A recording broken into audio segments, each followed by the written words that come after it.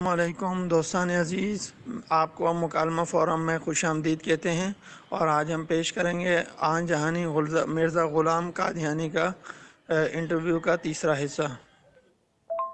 آپ نے اپنے لیے تو نبوت کا دعویٰ کر لیا، لیکن اپنے بیٹے کے لیے کیسے راستہ صاف کیا؟ پیشگوئی مسلم معود جو میں نے کی ہے اس کو غور سے پڑھو۔ کیا نبوت کے علاوہ بھی اس کا کوئی اور مطلب نکلتا ہے؟ لیکن اس کے لیے نبوت کا راستہ صاف کرنے کا خیال کیسے آیا؟ عبید اللہ مہدی کی کہانی سے کہ پہلے وہ، پھر اس کا بیٹا، پھر اگلی نسل نبوت کا دعویٰ کرتے رہے۔ جناب، آپ کے بچوں پر کسی دوسری نشست میں بات کریں گے۔ آپ کا اصل پیشہ کیا تھا؟ رئیس قادیان ہونے کے ناطے کچھ نہ سیکھا، لیکن ایک ایسا واقعہ ہو گیا کہ کچھ عرصہ منشی گیری کرنی پڑی، پھر والد کے ساتھ مل کر مقدمہ بازیاں کرتا رہا، پھر مذہب کی دکانداری شروع کی اور اس کو انتہا تک پہنچایا، اور اس طرح آخر میں تو پیشہ نبوت ہی ہو کر رہ گیا۔ جی، کیا کہا نخوت؟ یہ نخوت آپ کی طبیعت میں کب سے در آئی؟ نخوت نہیں، میں نے نبوت کہا، اور جہاں تک نخوت کا تعلق ہے، ہاں طبیعت میں کچھ نخوت خاندانی طور پر بھی تھی، اور کچھ سیالکوٹ کچہری میں منشی گیری کی ملازمت کرنے کی وجہ سے اور بھی بڑھ گئی، اور اس طرح ہر دعویٰ کے ساتھ ساتھ میراث اور نخوت بھی بڑھتے ہی گئے۔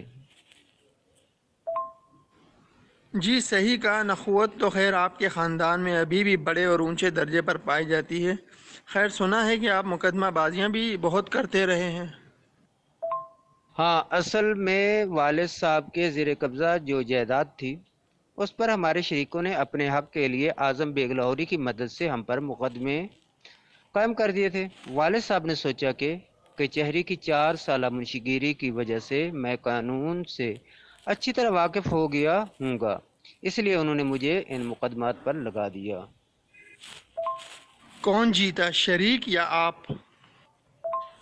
اس وقت تو شریک مقدمات جیت گئے، لیکن افرین ہے کہ والد صاحب نے اپنی زندگی میں ان کو قبضہ نہ دیا، اور نہ ہی میرے بڑے بھائی نے۔ اوہ، تو ان کو قبضہ ملا ہی نہیں جیتنے کے بعد؟ دے دیا۔ میں جب اپنے بھائی کے مرنے کے بعد مالیت سے زیادہ قرض میں ڈوبی ہوئی جائیداد کا مدار المہام بنا تو اس وقت اس جائیداد کا بہت ساری وجوہات کی بنا پر قبضہ دے دیا، جس میں سب سے بڑی وجہ یہ تھی کہ مجھے اپنے دسترخوان اور روٹی کی فکر تھی، لیکن اولاد کو نصیحت کر دی کہ یہ جائیداد واپس لینی ہے۔ جائیداد واپس کرنے کی وجوہات میں سے سب سے خاص وجہ کیا تھی؟ بتایا تو ہے کہ کھانے کو روٹی نہیں تھی تو ناجائز قبضہ کیسے برقرار رکھتے، اس لیے مجبوراً ایسا فیصلہ کرنا پڑا، لیکن اس وقت تو اندازہ ہی نہیں تھا۔ لیکن بعد میں اس کا یہ فائدہ ہوا کہ مریدوں کو سنانے کے لیے میری اولاد کے ہاتھوں میں میرے تقویٰ کی ایک کہانی بن کر یہ واقعہ بیان ہو رہا ہے۔ تو واپس لی یہ جائیداد؟ ہاں، مریدوں کا پیسہ خوب آنا شروع ہوا تو میں نے کچھ اپنی زندگی میں ہی واپس لے لی، اور کچھ میرے بچوں نے 1927 اور 28 میں واپس حاصل کر لی۔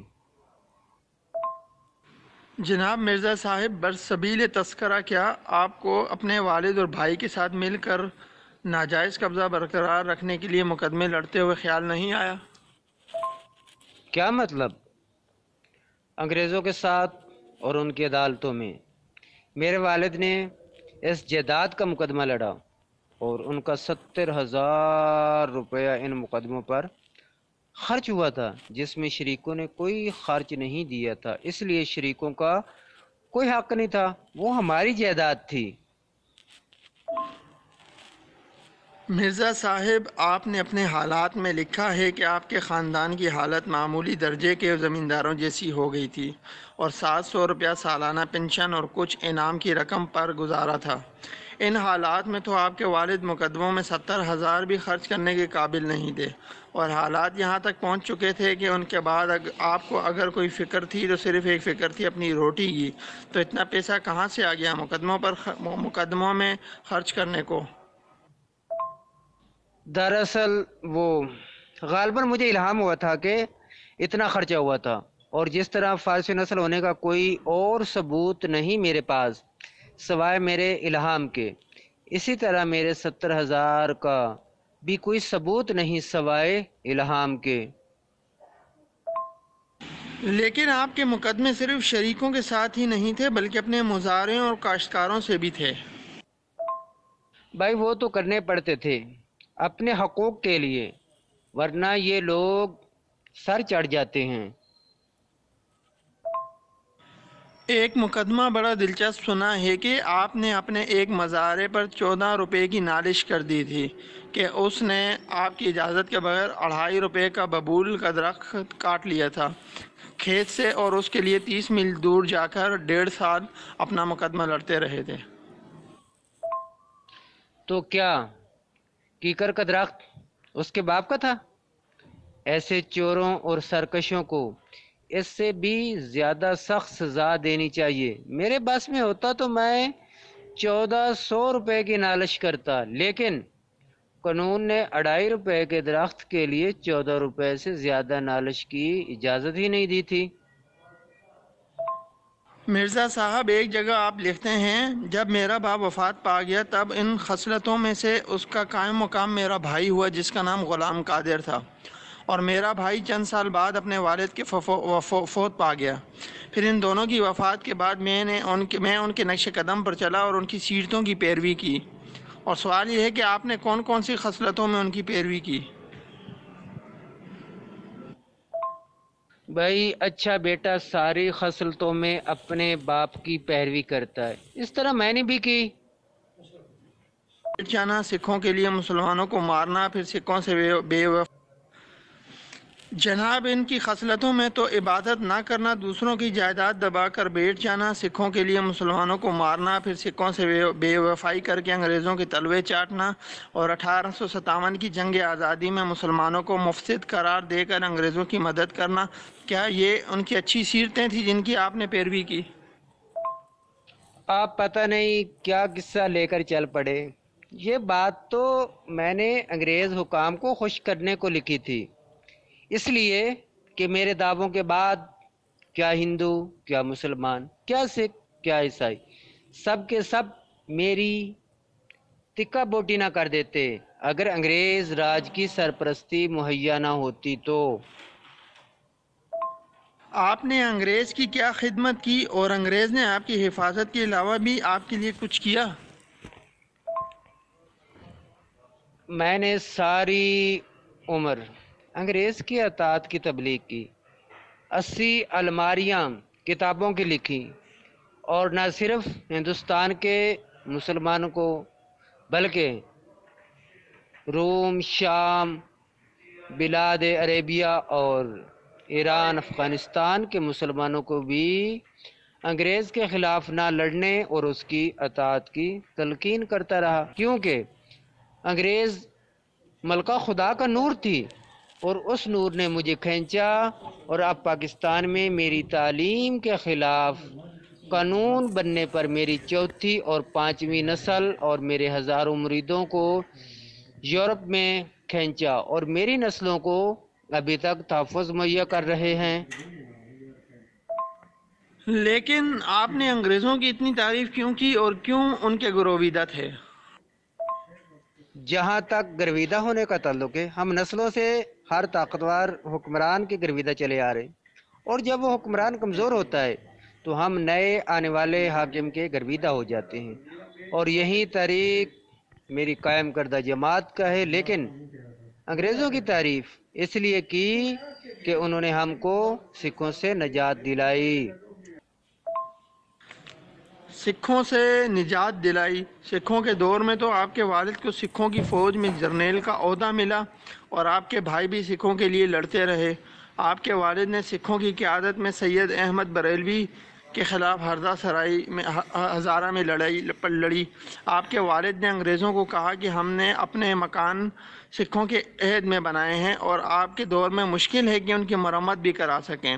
اور آپ کے بیٹے مرزا بشیر الدین محمود نے اپنی تفسیر کبیر میں لکھا ہے کہ رنجیت سنگھ کے دور میں امن تھا اور اس کی وفات پر مسلمان بھی رو رہے تھے۔ بھائی اصل تکلیف یہ تھی کہ سکھ ہار گئے تھے اور اب ان کے ساتھ رہنا بے فائدہ تھا، اور یہ حاکموں اور لوگوں کو بھی مطمئن کرنا تھا کہ انگریز کے تلوے کیوں چاٹے۔ اس لیے سکھوں کی کئی نسلوں پرانی زیادتوں کو آڑ بنا کر اپنا الو سیدھا کیا۔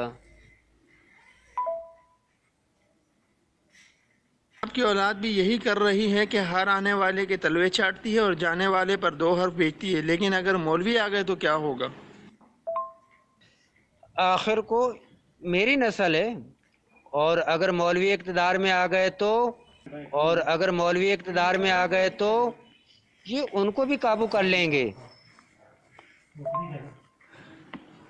پاکستان میں آپ کے پوتے مرزا ناصر احمد کے دور میں اسمبلی نے آپ کی جماعت کو غیر مسلم قرار دیا۔ اگر آپ ہوتے تو کیا کرتے؟ ویسے وہ میرا پوتا ہے، کچھ سوچ کر ہی اسمبلی میں گیا ہوگا۔ ویسے اگر میں خود ہوتا تو اسمبلی میں مدعی نبوت پر لعنت بھیج کر یہ فیصلہ ہی نہ ہونے دیتا، اور جب یہ وقت ٹل جاتا تو پھر وہ اپنی پرانی ڈفلی اور پرانا راگ کہ میں نبی ہوں شروع کر دیتا۔ مرزا صاحب، آپ اپنی عائلی زندگی کے بارے میں کچھ بتائیں گے؟ بس ویسے ہی ہے جیسے کہ عام لوگوں کی گزرتی ہے، اپنی بھی گزر ہی گئی۔ مرزا صاحب، آپ نہ تو عام آدمی ہیں اور نہ ہی آپ نے اپنے کو آدمی سمجھا ہی ہے۔ آپ کی بات ٹھیک ہے کہ میں عام آدمی نہیں ہوں، کیونکہ آسمان سے بہت سے تخت اتارے گئے پر میرا تخت سب سے اونچا بچھایا گیا۔ لیکن آپ نے کیسے کہا کہ میں بھی اپنے آپ کو آدمی نہیں سمجھتا؟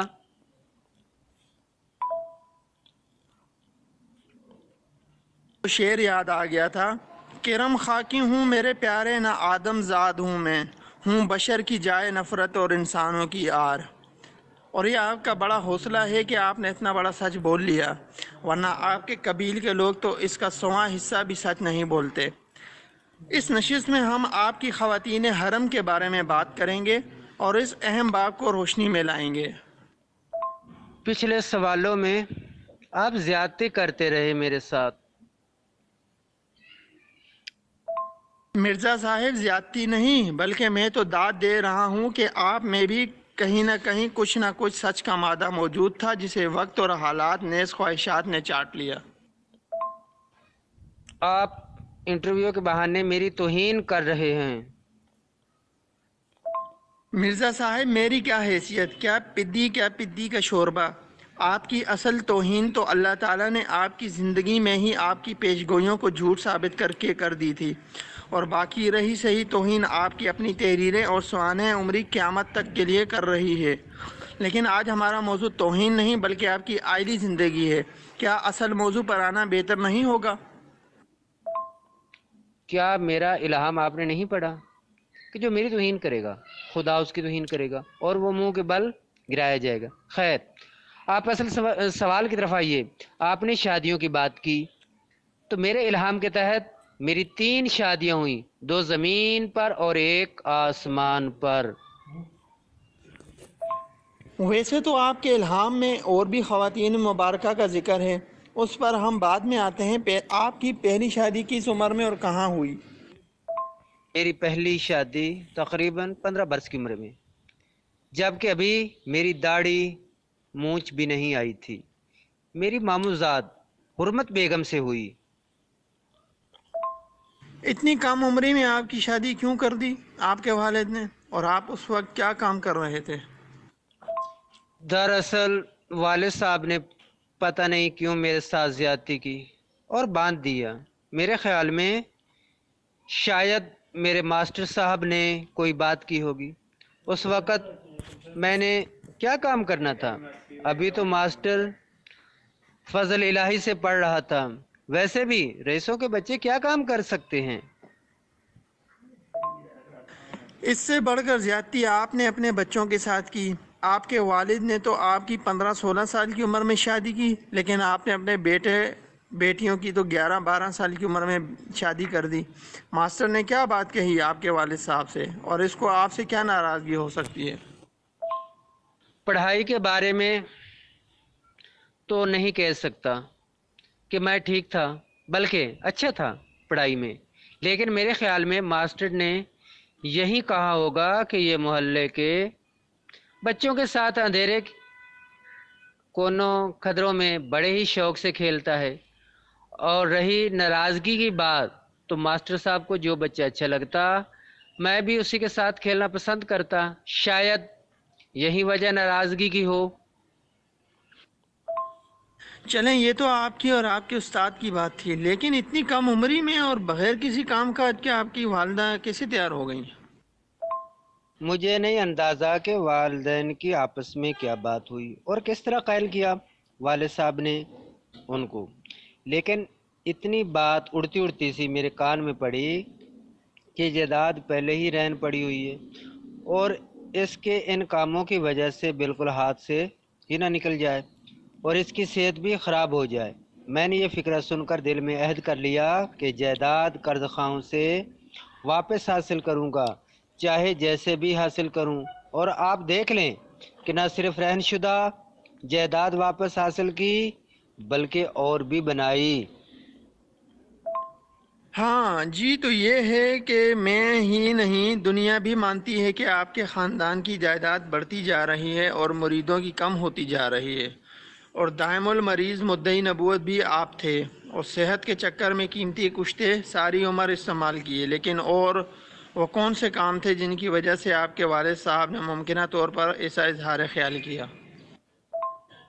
بھائی کام کیا ہونے تھے، بس یہی تھا کہ میں ہر وقت کتابوں میں ڈوبا رہتا تھا اور والد صاحب کو فکر رہتی تھی کہ میں کہیں بیمار نہ ہو جاؤں۔ ہاں، میرے خیال میں ان کی فکر صحیح تھی کہ آپ نے کوئی کام کی کتابیں پڑھی ہوتی تو نہ خود ذہنی طور پر بیمار ہوتے اور نہ ہی لاکھوں معصوموں کے ایمان کا بیڑا غرق ہوتا۔ خیر، یہ تو جملہ معترضہ ایسے ہی نکل آیا۔ آپ کے ماموں آپ کو بیٹی کیسے دینے پر تیار ہو گئے؟ اچھا، آپ ایسا کہیں نا کہ آپ میری نبوت کی نشانی کا ذکر کر رہے ہیں۔ ہاں، آپ ماموں کا پوچھ رہے تھے کہ وہ کیسے تیار ہو گئے، تو میں کیا چوڑا چمار تھا کہ وہ اپنی بیٹی مجھے دینا ننگ خیال کرتے؟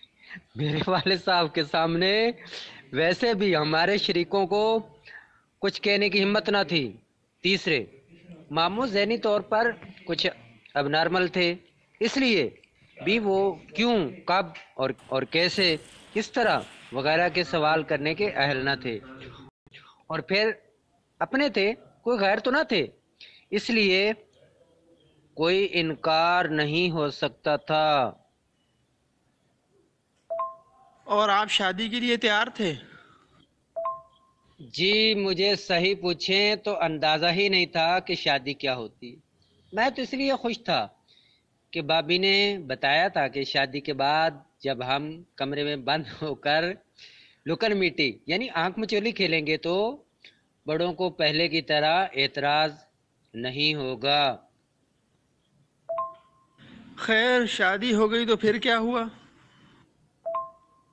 ہونا کیا تھا، یہیں کے لکن میٹی کھیلتے کھیلتے شادی کے ایک ہی سال کے بعد سلطان احمد پیدا ہو گیا۔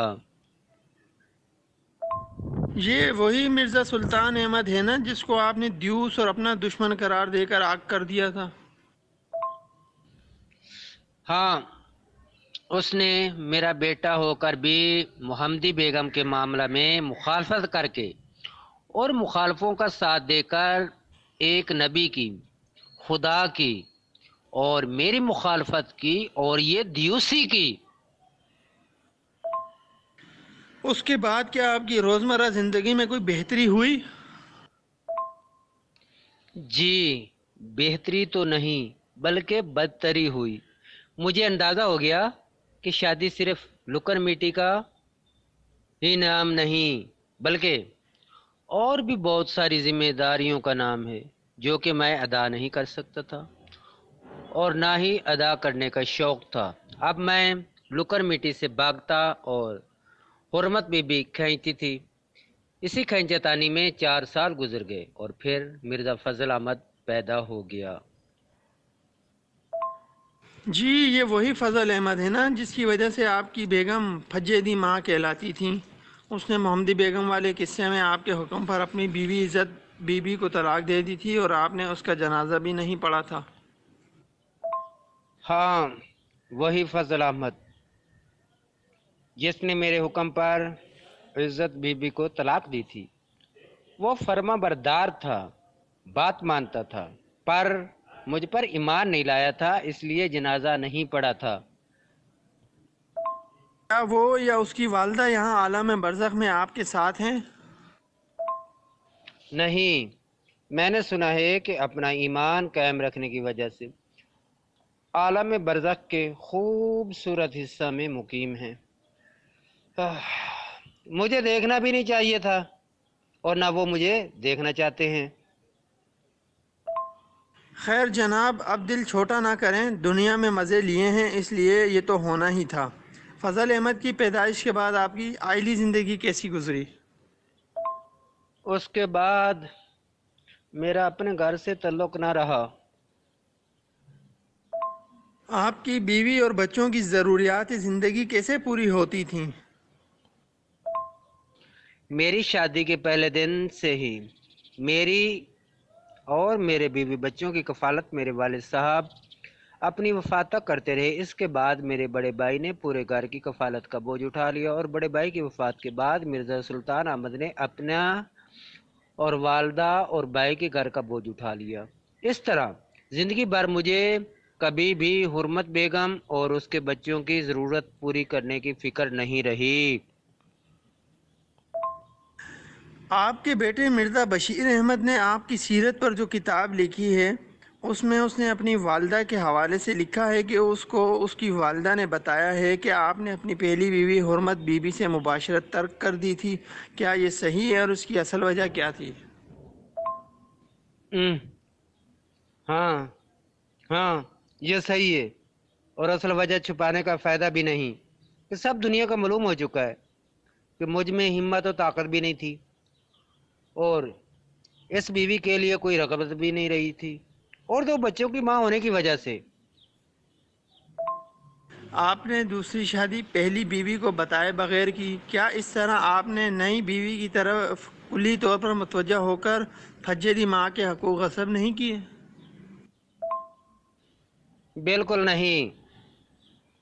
شادی کے بعد میں اپنی نئی بیوی کو اسی گھر ملایا اور اس طرح اس کو بتا دیا کہ میں نے دوسری شادی کر لی ہے۔ دوسرے میں نے اس کو پیغام بھیجا کہ اب تک تو جیسے گزارا ہوتا رہا، اب اگر میں تمہارے حقوق ادا نہیں کر پاؤں گا تو گناہگار ہوں گا، اس لیے یا تو اپنے حقوق معاف کر دو یا طلاق لے لو۔ تو حرمت بی بی نے کیا جواب دیا؟ اس نے کہلا بھیجا کہ اب اس بڑھاپے میں کیا طلاق لوں گی، مجھے کوئی حقوق نہیں چاہیے، بس اگر خرچ ملتا رہے تو ٹھیک ہے۔ میں نے اس کی خواہش کا احترام کرتے ہوئے اس کو طلاق نہیں دی۔ اس کو خرچ پہلے ہی میرے بیٹے مرزا سلطان سے مل رہا تھا اور میں اور میرا بیٹا کوئی 2 تو نہیں۔ آپ کہتے ہیں تو ٹھیک ہی ہوگا کہ دیوس بیٹے اور آپ میں کوئی فرق نہیں، لیکن کیا یہ اسلامی تعلیم ہے کہ جس نے بیوی نے 33-35 سال آپ کی مائیت میں ایک بیوہ کی طرح گزارے ہیں اور کوئی حق طلب نہیں کیا، نئی بیوی لانے کے بعد اس کی گردن پر طلاق کی تلوار رکھ کر حقوق معاف کروا لو، اور ایسے حقوق کی معافی کی شرعی حیثیت کیا ہے؟ تم کیا 1400 سال پرانی شریعت کی بات کرتے ہو؟ خدا نے میرا نام نبی اور رسول رکھا، اور شریعت کیا چیز ہے؟ اوامر و نہی کا نام، اور میری وحی میں امر بھی ہے اور نہیں بھی، اس لیے میں نے جو کچھ کہہ دیا کر دیا وہی شریعت ہے۔ باقی اس نے معمولی سی محرومی میں وقت گزارا ہے تو اس کی قسمت۔ جہاں تک حرمت بیگم اور اس کے دونوں بیٹوں کے میرے دعووں پر ایمان لانے کا تعلق ہے تو کئی دوسرے نبیوں کے بیوی بچے بھی ان پر ایمان نہیں لائے، اس لیے خدا نے تمام نبیوں کے نام مجھے دیے، مثلا ابراہیم، نوح، موسیٰ، لوط وغیرہ وغیرہ۔ آپ نے لوط کا نام لیا ہے، اس سے یاد آیا کہ میں نے آپ کے تینوں بیٹوں کے ایسے بے شمار قصے پڑھے ہیں جن سے قوم لوط والے کاموں سے ان کی گہری دلچسپیاں ثابت ہوتی ہیں، اور اس پر میرا سوال یہ ہے کہ آیا یہ خاندانی اثرات کا تسلسل ہے، آپ کے ساتھیوں کی صحبت کا اثر ہے؟ نہیں، یہ بڑا ذاتی سوال ہے، اس کا جواب نہیں دوں گا، لیکن کسی کام کی کئی وجوہات ہوتی ہیں، خاندان، ماحول، حالات وغیرہ۔